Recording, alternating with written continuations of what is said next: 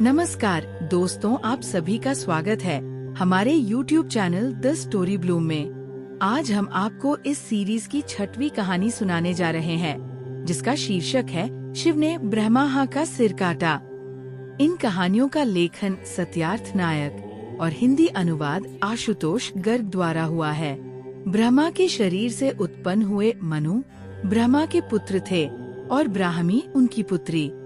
किंतु शाप तो शाप होता है और वह किसी संबंध को नहीं मानता। एक बार कह देने के बाद वह प्राकृतिक नियम का हिस्सा बन जाता है और पूर्ण होकर रहता है। यह तीर की भांति निष्ठुरता से अपने लक्ष्य के निकट पहुंच जाता है। नारद शाप दे चुके थे और उनके वचन कच्चे फल की तरह सही मौसम की प्रतीक्षा कर रहे थे। आपके मन में ऐसी इच्छा उत्पन्न होगी जो कभी उत्पन्न नहीं होनी चाहिए। शाप के फलित होने का समय तब आया जब ब्रह्मा के मन में अपनी ही पुत्री को पाने की इच्छा उत्पन्न हो गई। ब्राह्मी अत्यंत रूपवती थी और सृष्टिकर्ता अपनी ही रचना पर मोहित हो गए। उनकी देह अपनी ही देह के लिए लालायित हो रही थी। जैसे ही ब्राह्मी सम्मान में ब्रह्मा के सामने आकर खड़ी हुई तो उन्हें ब्रह्मा की नियत का एहसास हो गया। ब्रह्मा के नेत्रों में प्रेम नहीं अपितु वासना झलक रही थी, अतृप्त वासना। ब्रह्मा की दृष्टि से बचने के लिए ब्राह्मी तुरंत उनके दाहिनी ओर चली गई। परंतु यह क्या, प्रभु के दाहिनी ओर एक सिर निकल आया ताकि वे ब्राह्मी को देख सकें। फिर ब्राह्मी बाईं ओर गई तो बाईं ओर ब्रह्मा का तीसरा सिर निकल आया।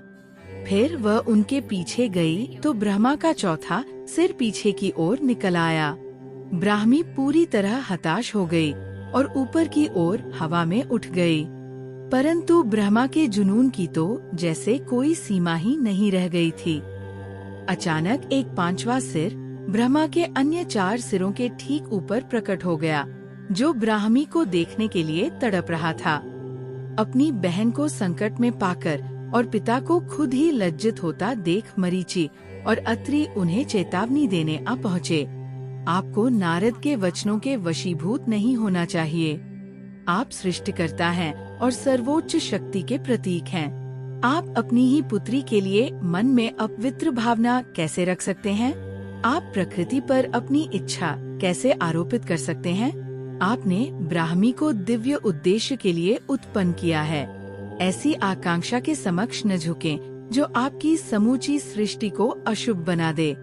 दुर्भाग्य से नारद का शाप कहीं अधिक शक्तिशाली था। उसने ब्रह्मा को कुछ इस तरह अपने शिकंजे में फंसा लिया कि उन्होंने ब्राह्मी का पीछा करना शुरू कर दिया। वह इधर उधर भागती रही, किंतु पिता से बचने का कोई उपाय न था।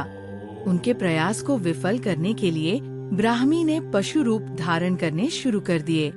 वह गाय में परिवर्तित हुई तो ब्रह्मा ने खुद को बैल में बदल लिया। ब्राह्मी घोड़ी बनी तो ब्रह्मा घोड़ा बन गए। वह बत्तख बन गई तो ब्रह्मा ने खुद को नर बत्तख में बदल लिया। फिर वह हिरनी में बदल गई तो ब्रह्मा हिरन बन गए। वह एक एक करके 100 जीवों में रूपांतरित होती गई और यह सिलसिला चलता रहा। सरीसृप, कीट, पक्षी और स्तनधारी, हवा, जमीन, नदी और समुद्र के जीव जंतु हर बार मंत्रमुग्ध हुए ब्रह्मा स्वयं को ब्राह्मी के नर समकक्ष में बदलते रहे और इस तरह उन्होंने नर और नारी के पवित्र युग्म को कलंकित कर दिया। ब्राह्मी ने 100 रूप धारण किए, इसलिए उनका नाम शत्रुपा हुआ।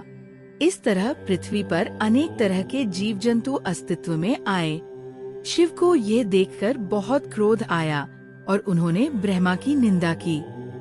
तब जाकर ब्रह्मा को होश आया।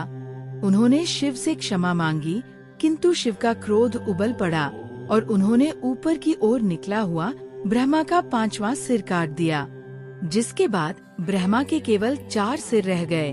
ऐसे अधम विचार क्षम्य नहीं हैं। शिव ने कहा, आपके चारों मुख अब इस भूल के प्रायश्चित हेतु सदैव वेदों का पाठ करते रहेंगे। अचानक शिव बोलते बोलते रुक गए। उनके बाएं हाथ पर कुछ चिपका हुआ था। उन्होंने देखा तो ब्रह्मा का कटा हुआ सिर उनके हाथ से चिपक गया था। शिव अचंभित रह गए और अगले ही क्षण यह एहसास हुआ कि ब्रह्मा का सिर काटना ब्रह्म हत्या ब्राह्मण की हत्या के समतुल्य था। इसलिए इस पाप के दंड स्वरूप ब्रह्मा का कटा हुआ सिर शिव के हाथ से चिपक गया था। परंतु महादेव ने जो किया वह उचित था। शत्रुपा ने तर्क दिया, इसके लिए उन्हें क्यों दंडित किया जाना चाहिए?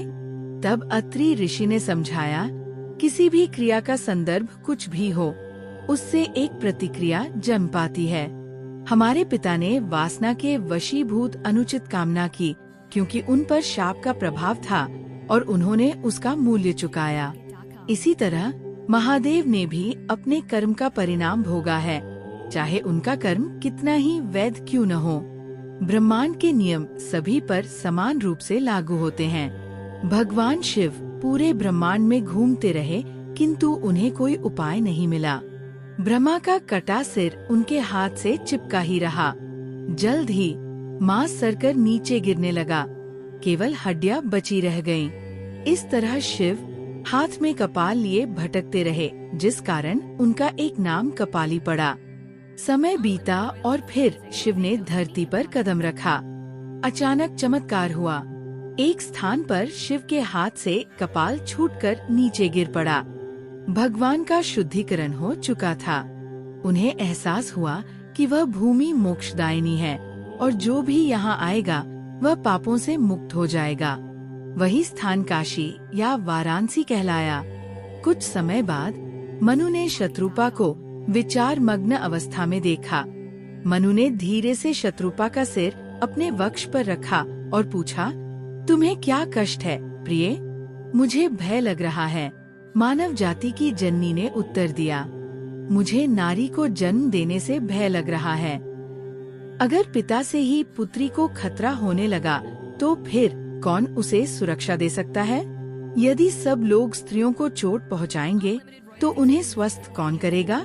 मनु शांत रहे, किंतु शत्रुपा कांप रही थी। मुझे डर लग रहा है। मुझे डर है कि स्त्रियों को सौंदर्य दिया तो पुरुष उन्हें निर्वस्त्र कर देंगे, उन्हें ज्ञान दिया तो पुरुष उन्हें नीचा दिखाएंगे। मुझे डर है कि स्त्रियों को विकल्प मिले तो पुरुष उन्हें अस्वीकार कर देंगे। मुझे यह भी डर है कि मैंने उन्हें शक्ति प्रदान की तो पुरुष उन्हें नष्ट कर देंगे। शत्रुपा मनु से दूर हट गई। मैं भयभीत हूँ मनु, मुझे भय लगता है। इस कहानी का अगला अध्याय सुनने के लिए हमारे चैनल द स्टोरी ब्लूम को सब्सक्राइब कीजिए।